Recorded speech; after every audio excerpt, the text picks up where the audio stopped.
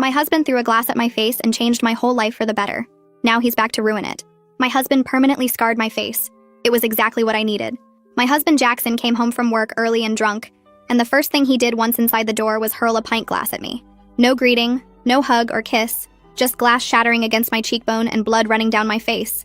I ran to the kitchen and pressed a dish towel to my face, all while he screamed that no one would ever want me now that I was damaged goods.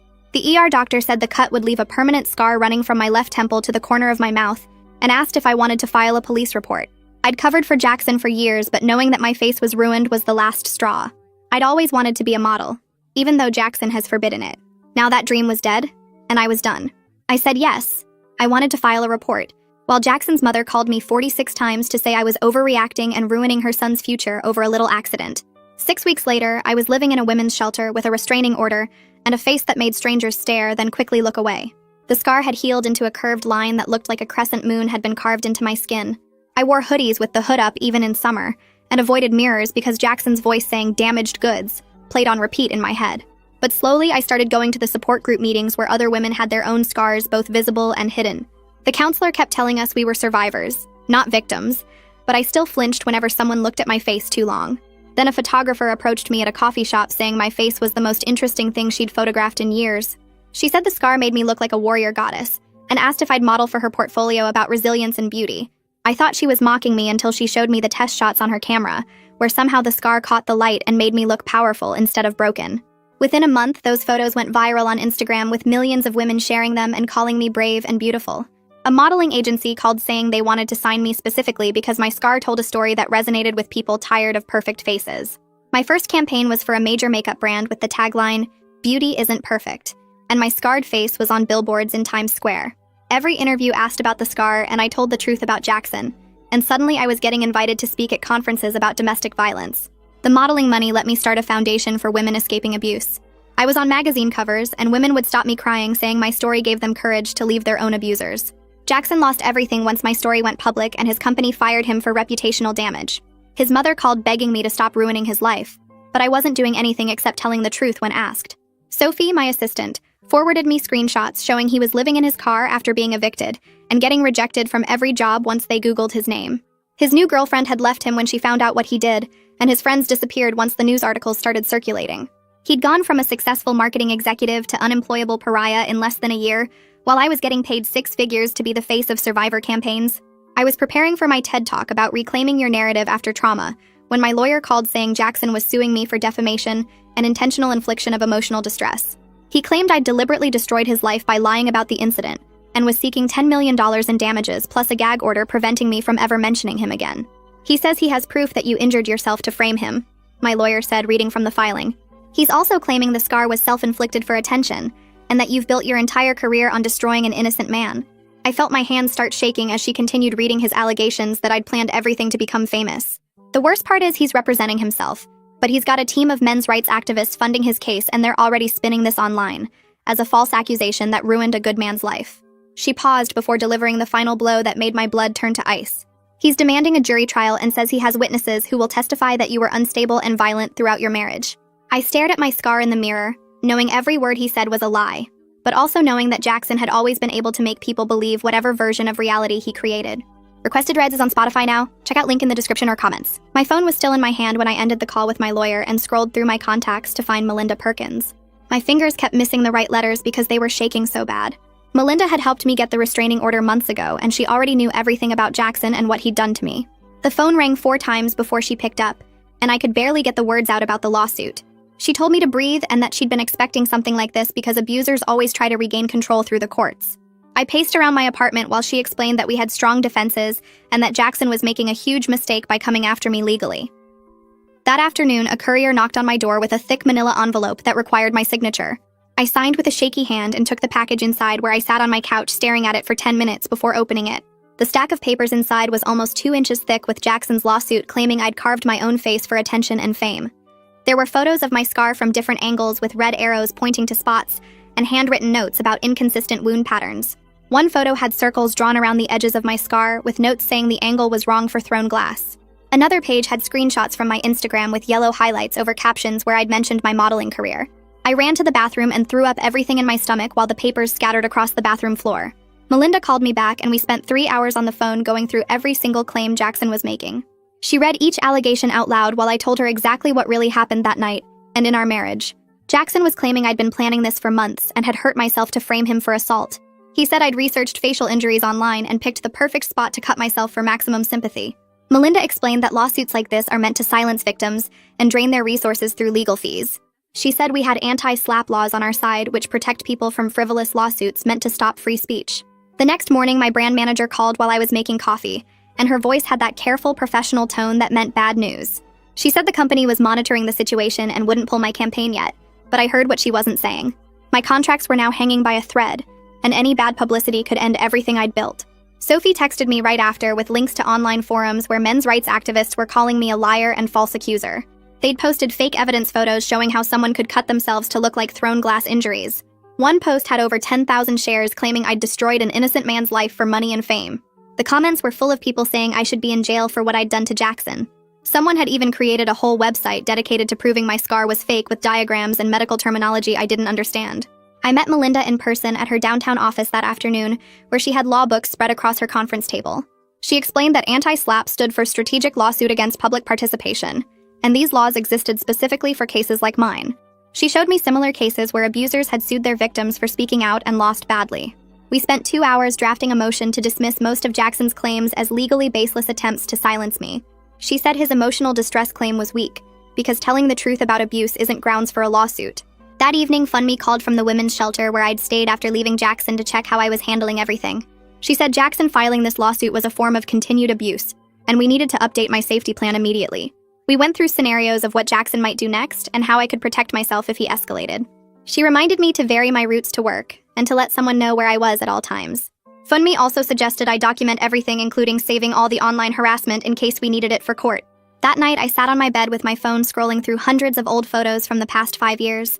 There were pictures of me before the scar when my face was unmarked and I smiled in every photo.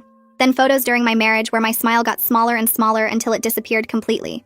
The photos after I left showed my scar healing from an angry red line to the pale curve it was now. I found one photo from our wedding where Jackson's hand was gripping my arm, so tight you could see my skin bunching up. Another photo from a company party showed a bruise on my shoulder that I'd covered with makeup but was still visible. These photos reminded me what I'd survived and what I was fighting to protect by telling my truth. Melinda called the next day to warn me that discovery meant Jackson could request access to my texts, emails, and medical records. The thought of his lawyers going through years of my private messages looking for anything to twist made my skin crawl. They could request my therapy notes where I'd talked about my darkest moments after leaving him. They could dig through my medical history trying to find proof I'd ever hurt myself before. Melinda said we'd fight every unreasonable request, but some information would have to be shared as part of the legal process. Elise called that afternoon about the gallery show next month that would feature the photos she'd taken of me. She was worried the controversy might affect attendance, or that protesters might show up to disrupt the event. We talked about whether to postpone, but I refused to let Jackson control my career timeline or make me hide. The photos were about survival and strength, and backing down now would let him win all over again. 3 days later, my phone buzzed with a notification from an email address I didn't recognize, and when I opened it, my stomach dropped. The message had 4 photos attached, showing what looked like me holding a razor blade to my arm and face with blood visible in each image. The photos were good, really good, and if I didn't know better, I might have believed they were real myself. The sender wrote that unless I publicly admitted I'd lied about Jackson and dropped all accusations, they'd release these to every media outlet that had covered my story. My hands shook as I forwarded everything to Melinda, who called within 10 minutes telling me not to respond to anything online or in interviews while she prepared our anti-SLAPP motion. She said this was classic intimidation, and we'd handle it through proper legal channels. But the silence while lies spread across social media felt worse than being physically hurt. I spent the rest of that day watching my mentions fill with people questioning if maybe Jackson was telling the truth after all. That night, I pulled out the folder with my restraining order paperwork and went through every page, making sure I hadn't accidentally violated any terms that Jackson's team could use against me. The order said I couldn't contact him directly or through third parties, and I had to stay 500 feet away from him at all times. I checked my calendar for the past 6 months, confirming I'd never been anywhere near his usual spots, and saved screenshots proving my location on days he might claim I'd violated the order. The next morning, the TED Talk organizers called asking about additional security measures given the controversy and whether the lawsuit might overshadow my message about survivor empowerment. I told them I was sued but wouldn't let that silence me, and they agreed to add extra security personnel for the event just in case.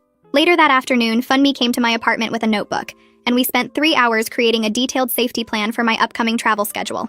We mapped out backup routes from every venue to safe locations and created a list of emergency contacts in each city I'd be visiting. She taught me grounding exercises where I'd name 5 things I could see, 4 I could touch, 3 I could hear, 2 I could smell, and 1 I could taste to stay present if I started panicking during depositions. We practiced scenarios where Jackson's lawyer would try to make me angry or upset, and how I could breathe through it without reacting. That night, around 2 in the morning, I couldn't sleep and started spiraling about whether people would believe Jackson's version of events over mine. I called Elise even though it was late, and she answered on the second ring like she'd been waiting for my call. She reminded me that my scar tells its own truth, and no amount of lies could change the medical evidence of how it happened. She suggested we document this whole legal journey through photos too, showing the reality of fighting back against an abuser in court. The next week, Melinda filed our anti-SLAPP motion, arguing that my speaking about domestic violence was protected speech on a matter of public concern. The motion was 40 pages long with case citations showing how courts had consistently protected survivors' right to tell their stories. Melinda was confident we'd win this part, but warned that Jackson's team would fight hard and probably file their own motions trying to complicate things. 2 days after our filing, Jackson posted a 20-page affidavit on a men's rights website with screenshots of text messages from our marriage taken completely out of context. One message where I'd joked about being clumsy after dropping my phone was presented as proof I injured myself regularly. Another text where I'd said I was tired of fighting was twisted to mean I was mentally unstable and violent. The comments under his post called me every name imaginable, and some people started a hashtag claiming I was the real abuser. My phone rang that afternoon, and the caller introduced himself as Desmond Price, an investigative journalist who'd been following cases of litigation abuse against domestic violence survivors. He wanted background information for a piece he was writing about how the legal system gets weaponized against victims. I was wary of talking to any journalist, but agreed to an off-the-record conversation about the patterns I was seeing in Jackson's tactics. We talked for an hour about how abusers use lawsuits to maintain control and drain their victims financially and emotionally. The next morning, Sophie forwarded me an email from the makeup brand's legal department saying they were pausing my campaign pending the lawsuit's outcome. The email used corporate language about protecting brand reputation, but what it meant was I'd lost my biggest source of income. I opened my banking app and calculated how long my savings would last, while paying Melinda's fees and my regular expenses. If this dragged on more than 6 months, I'd be in serious trouble financially. Sophie helped me update my budget, cutting everything non-essential, and started reaching out to other brands to see if anyone would still work with me despite the controversy. Most didn't even respond, and the ones that did said they'd have to wait until the legal situation was resolved. I looked at my scar in the bathroom mirror that night, thinking about how it had gone from my shame to my power, and now felt like a target Jackson was using to destroy me all over again. FundMe called me the next morning and said we needed to work on keeping me steady during questioning since Jackson's team would try to make me lose control. She came to my apartment with a stack of papers and started drilling me with the worst questions she could think of. "Did you ever hit Jackson back?" she asked while I sat on my couch trying not to shake. "Tell me about your drinking habits during the marriage." She kept pushing harder with each question while teaching me to count my breaths between answers. We practiced for 3 hours with her playing Jackson's lawyer and getting more aggressive each round. She showed me how to press my feet flat on the floor to stay grounded when someone was yelling at me. Every time I started to panic, she'd stop and make me practice the breathing pattern until my heart rate slowed down. By the end, I could answer even her nastiest questions without my voice shaking too much. 2 days later, Melinda called with good news that the court had scheduled our anti-SLAPP hearing for next month. The judge also put a temporary hold on some of Jackson's discovery requests, which meant he couldn't demand every email and text from my entire life yet. She explained this gave us breathing room to build our case without him fishing through everything looking for dirt. The hearing date was circled on my calendar in red pen, and I stared at it every morning. That afternoon, Jackson's lawyer called Melinda about a possible settlement that would make everything go away. The terms included me paying Jackson $50,000 and signing a complete gag order about our marriage and the injury. They also wanted a statement saying the whole thing was a misunderstanding, and that Jackson never meant to hurt me. Melinda read me the offer over the phone while I paced around my kitchen feeling sick. I told her absolutely not to any deal that included a gag order since my whole career was built on telling my truth. But I said we could offer narrow terms where I wouldn't mention him specifically in paid campaigns or use his full name in ads. My general advocacy work and speaking about domestic violence would continue no matter what they demanded. Melinda drafted a counteroffer that protected my right to speak, while giving Jackson some privacy from commercial campaigns. The next morning, Sophie forwarded me a link to a men's rights podcast that made my blood run cold. They'd gotten hold of a voicemail I'd left Jackson 6 months ago and edited it to make me sound crazy. In the full message, I was calling about him showing up at my gym, which violated the restraining order. But they'd cut out all the context and just played the part where I was yelling at him to leave me alone. The comments under the podcast called me unhinged and violent, and said I was the real abuser all along. People were sharing it everywhere and creating memes about crazy ex-wives who ruin innocent men. My mentions were flooded with hate messages and threats from strangers who'd never heard my side. Elise texted asking if I was okay, and suggested we meet to talk about a new photo project. Over coffee, she proposed documenting my legal journey with honest photos instead of glamorous ones. She wanted to capture me reviewing documents late at night and preparing for court, and all the unglamorous reality behind the survivor story. The photos would show the actual work of fighting back instead of just the polished end result. I agreed because people needed to see that justice wasn't pretty or easy, but grinding and exhausting. We started that week with Elise photographing me surrounded by legal papers with bags under my eyes. Meanwhile, Desmond had been digging into the medical evidence and called with an update. He'd verified with hospital administrators that my injury pattern was consistent with glass thrown from across a room. The angle and depth of the cuts matched exactly what I'd said happened that night. He was building a timeline using medical records and police reports that completely contradicted Jackson's version of events. The hospital even had security footage showing Jackson's car in the parking lot that night. But 3 days later, everything fell apart when someone posted my shelter address online. Sophie saw it first on a forum where people were planning to show up and confront me about my lies. I had to pack everything I owned into boxes within 2 hours and move to a safe location immediately. The shelter staff helped me load my car while checking over their shoulders for anyone watching. That feeling of running and hiding brought back all the fear from when I first left Jackson. I spent that night in a motel under a fake name, jumping at every sound outside the door. Melinda worked overtime filing a motion to exclude irrelevant information from any trial. She wanted to block Jackson from bringing up my dating history or any medical issues that had nothing to do with the case. We were building legal walls around what he could use against me in court. The motion was dense with case law showing that past relationships and unrelated health information weren't relevant to whether he threw glass at my face.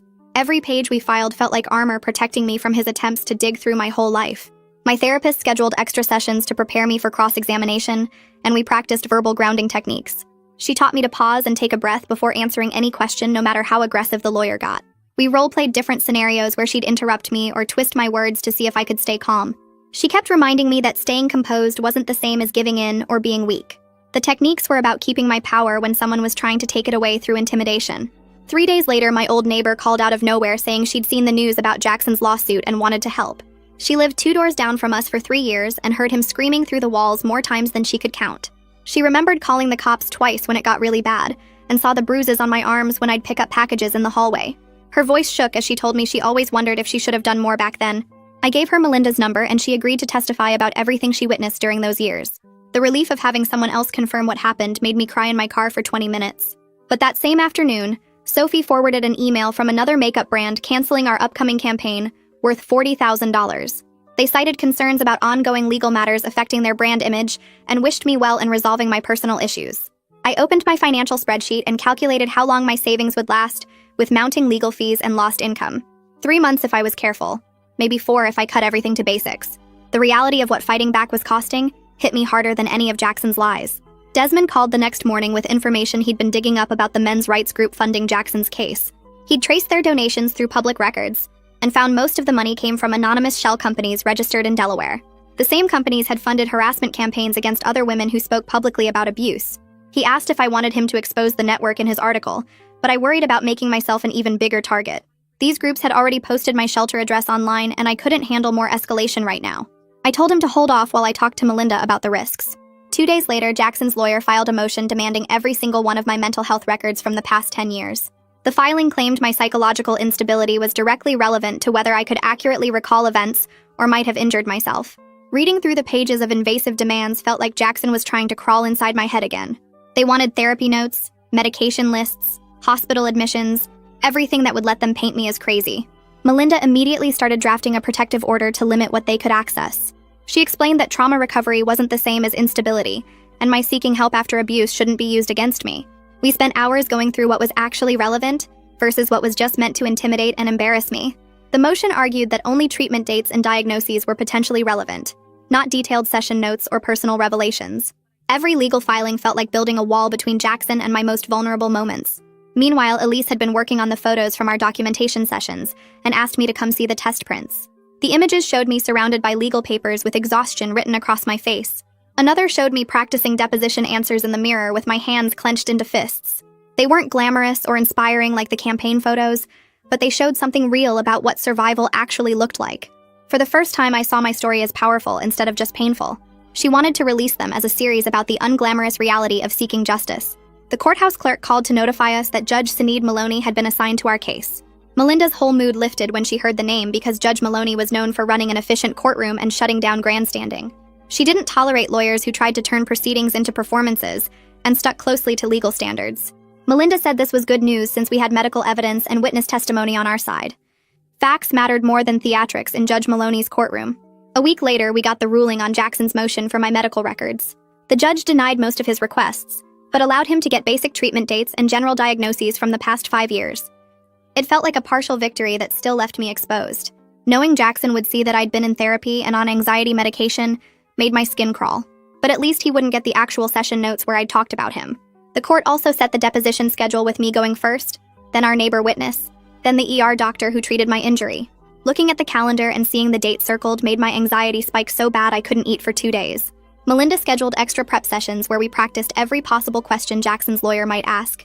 She taught me to pause before answering, to ask for clarification if needed, and to never volunteer information beyond what was asked. We went over my story again and again until I could tell it without getting emotional. The morning of my deposition arrived and I threw up twice before leaving my apartment.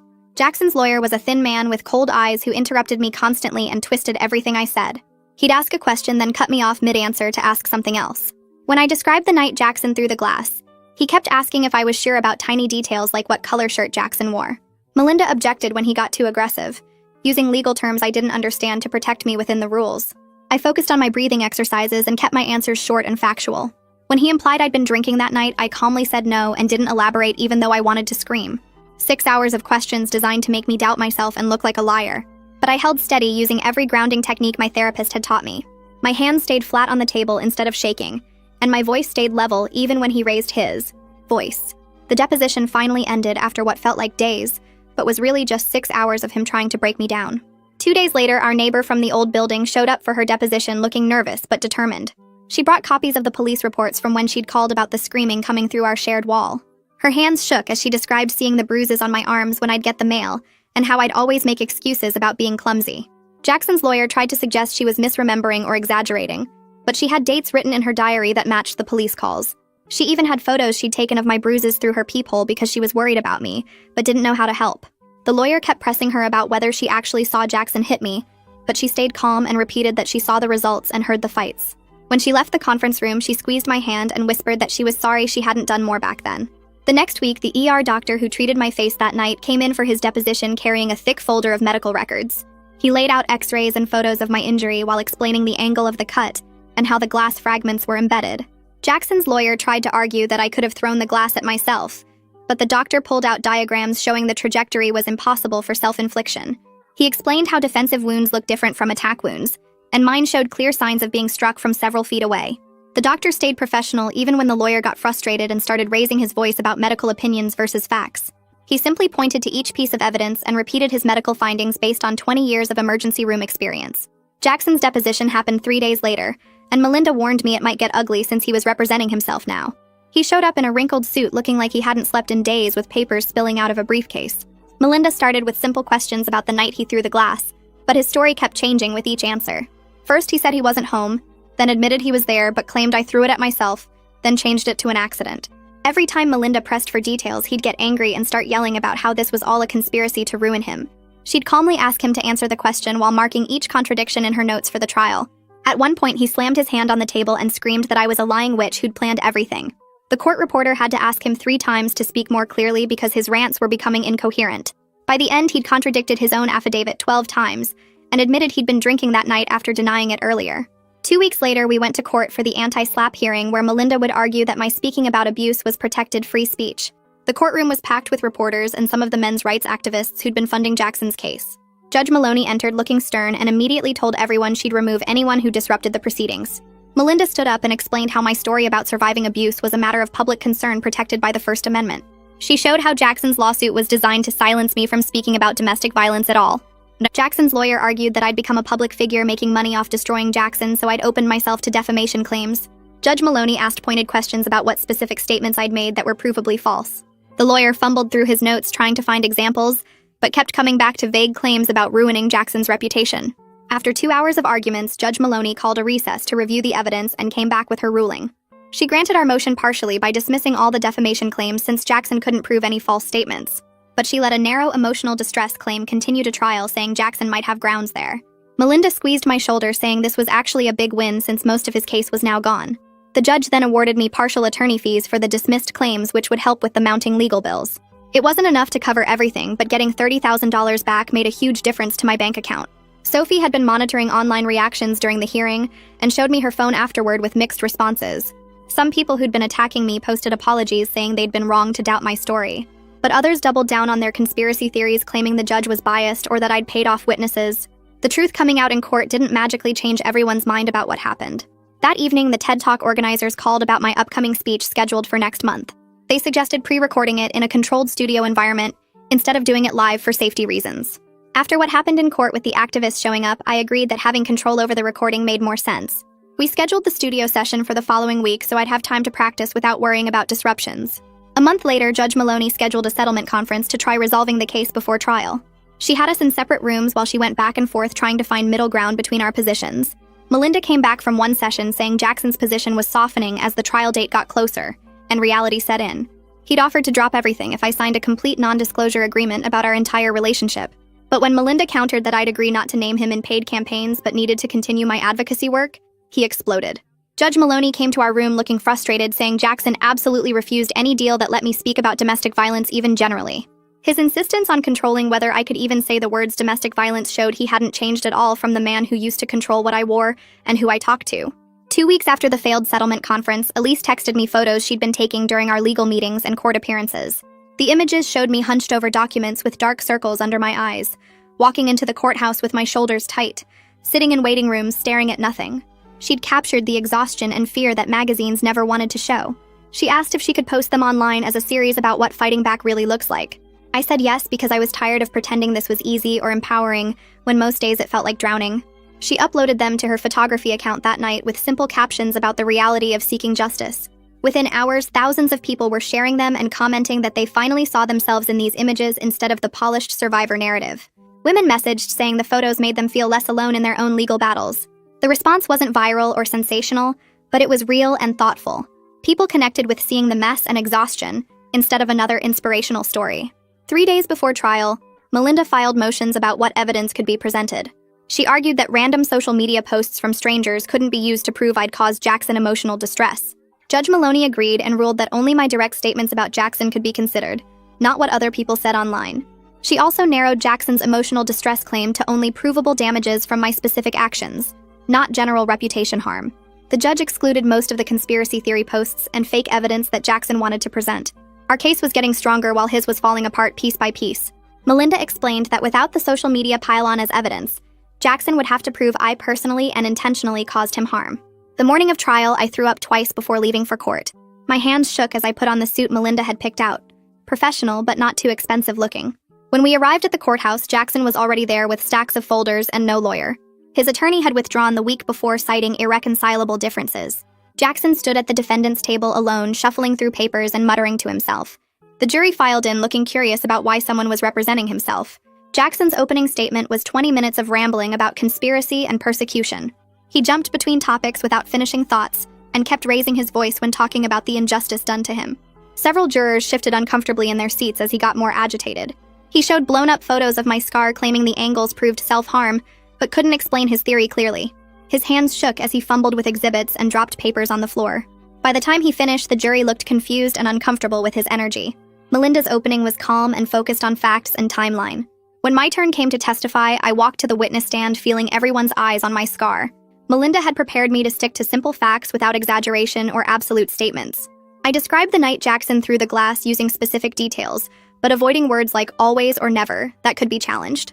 I talked about going to the hospital and filing the police report without adding emotional commentary. When Melinda asked about my modeling career, I explained how it started with Elise approaching me, not seeking fame. I kept my answers short and factual even when I wanted to explain more. The jury watched me closely, and several nodded when I described the medical treatment. I focused on breathing slowly and keeping my voice steady instead of getting emotional. Jackson's cross-examination started immediately after lunch. He stood too close to the witness stand and spoke too loudly from the first question. He asked if I'd ever been clumsy, and I said sometimes, like everyone. He tried to twist that into admission that I could have hurt myself, but I calmly repeated that he threw the glass. He showed old text messages where I'd joked about tripping, but I explained jokes weren't proof of self-harm.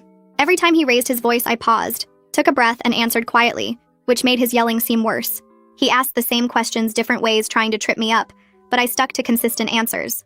When he got frustrated and slammed his hand on the table, Judge Maloney warned him about courtroom behavior. He accused me of planning everything for money, and I simply said no without elaborating or defending. The grounding techniques Funmi had taught me kept me centered even when he stood there screaming questions. After 3 hours, Judge Maloney ended the cross-examination saying we'd continue tomorrow. That night, I couldn't eat and barely slept, but Melinda said I'd done perfectly by staying calm. The next day, our witnesses testified, starting with the neighbor from our old building. She described hearing Jackson yelling and seeing bruises on my arms multiple times during our marriage.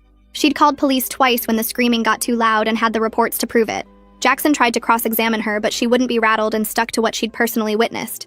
The ER doctor testified about the glass injury pattern and angle, showing it came from across the room. He explained how self-inflicted wounds look different, and my injury didn't match those patterns at all. His medical expertise and calm professional manner made his testimony impossible to dismiss. A co-worker I'd forgotten about came forward saying she'd seen me crying at work with visible injuries. She'd documented dates in her calendar because she'd been worried about me. Jackson objected constantly during her testimony, but Judge Maloney overruled him each time. When the doctor contradicted Jackson's self-harm theory, Jackson completely lost control in court. He started yelling that the doctor was lying and part of the conspiracy against him.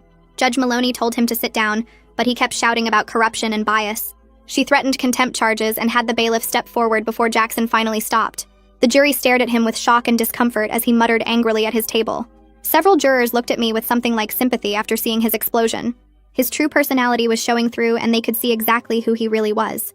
During closing arguments, Melinda stood calmly and talked about truth versus suppression. She reminded the jury that survivors have the right to tell their stories without being sued into silence. She pointed out that I'd never named Jackson in paid campaigns, and only spoke truthfully when asked directly. She showed how his lawsuit was designed to control my voice, just like he'd controlled me during marriage. Jackson's closing was more rambling about persecution and how I'd ruined his perfect life. He couldn't explain why multiple witnesses corroborated my version, or why medical evidence supported me. The jury deliberated for 4 hours while I sat in the hallway trying not to panic. When they came back, they'd found for me on all counts and ruled Jackson liable for litigation abuse. They awarded no damages to him and specifically stated they found my testimony credible and his not. The verdict felt like the world finally saying out loud that I'd been telling the truth all along. Relief hit me so hard I started crying right there in the courtroom. 2 weeks later, we were back for the attorney fee hearing from the anti-SLAPP ruling. Judge Maloney reviewed the billing records and awarded me $40,000 in fees, though my actual costs were over $60,000. It wasn't full recovery, but it helped with the financial damage from defending against his lawsuit. Jackson had to write the check within 30 days or face wage garnishment. Walking out of court that final time, I felt lighter even though I was still $20,000 in debt from the case. 3 weeks later, Melinda called me back to her office to work out the final details with Jackson's lawyer. They wanted something in writing about future campaigns, and I understood we needed clear boundaries to move forward. We spent 4 hours going through every word of the agreement while Jackson sat across the table looking smaller than I'd ever seen him. The terms were simple enough that I wouldn't use his name in any paid advertising or sponsored content. I could still do my advocacy work and speak at conferences about domestic violence as long as I kept it general. Jackson's lawyer pushed for more restrictions, but Melinda shut that down fast, saying survivors have the right to share their experiences. When we finally signed the papers, Jackson wouldn't even look at me, and his hands shook as he wrote his name. The next morning, my pre-recorded TED Talk went live online after months of planning and editing. I'd filmed it in a controlled studio environment 2 weeks before trial started when I could still focus. The 18-minute video covered practical stuff like finding lawyers who understand domestic violence and navigating restraining orders. I talked about how the legal system often fails survivors, and what resources actually helped me get through it. Within the first day, it had 200,000 views, and people were sharing it with comments about how it helped them understand what to expect. Women messaged me saying they'd bookmarked the resource list I'd included and were using it to make safety plans. The comment section filled with survivors sharing their own tips and lawyers offering pro bono help in different states. A week later, the makeup brand called Sophie about bringing back one of my campaigns with new guidelines. They wanted me for their foundation line, but with messaging focused on resilience rather than my specific story. The contract came with strict rules about social media posts and interview topics, but the money would help pay off my legal debt.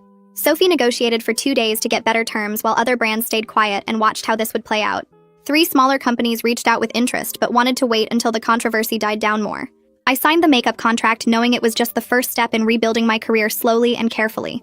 Desmond's article came out in a major news magazine the following week with the headline, "When Lawsuits Become Weapons." He'd spent months investigating how abusers use the court system to continue controlling their victims after they leave. My case was one of 5 examples he used showing the pattern of frivolous lawsuits meant to drain resources and silence survivors. He'd been careful not to sensationalize anything and focused on the systemic problems rather than individual drama. The piece included statistics about how many survivors face retaliatory lawsuits, and how few states have strong anti-SLAPP protections. Legal experts quoted in the article called for reform and better protections for people speaking about their experiences. The article got picked up by other outlets and started conversations in legal circles about litigation abuse. That same week, I wrote a check for $15,000 to FundMe's shelter for their legal aid program. It was a third of what I'd recovered in attorney fees, but I wanted other women to have access to lawyers who understood. FundMe called me crying when the check arrived, saying it would fund free legal consultations for dozens of women. The shelter put out a press release about expanding their services, and 3 other donors matched my contribution within days. Knowing that money would help women navigate the same system I'd just survived made the whole lawsuit feel less pointless. 2 days later, Melinda forwarded me an email from the court about Jackson's sanctions for discovery misconduct. The judge had reviewed everything and ordered him into a 52-week batterer intervention program as part of the consequences. He had to attend weekly group sessions and complete homework assignments about accountability and behavior change. If he missed more than 3 sessions, he'd face contempt charges and possible jail time. The program director would send monthly reports to the court about his participation and progress. Jackson had fought it, but the judge said his courtroom behavior showed he needed intervention. For the first time, the system was forcing him to face what he'd done, instead of letting him deny and deflect. 3 months after the trial ended, I woke up early on a Saturday morning to complete silence. I made coffee in my small kitchen and stood by the window watching the sun come up over the city. My reflection caught in the glass and I saw my scar clearly in the morning light. I traced it with my finger from temple to mouth corner and waited for Jackson's voice to start playing in my head. Nothing came except the sound of birds outside and steam from my coffee cup rising in the cool air. The scar was just part of my face now, like my nose or my eyes, without any voice attached to it. I looked at it for a full minute and felt nothing but ownership of my own story and survival. Later that morning, I picked up my phone and typed out a message to Elise about doing another photo shoot. Not because anyone was demanding it, or because I had a contract deadline to meet. I told her I was ready whenever felt right for me, and we could take our time planning something meaningful. She texted back immediately with ideas about capturing this new chapter where I was setting my own timeline for everything. We made plans to meet for coffee next week and talk about what healing actually looks like when you're doing it on your own terms. That's the story. Thanks for hanging out like we're on a late call. I'll see you in the next one after a snack.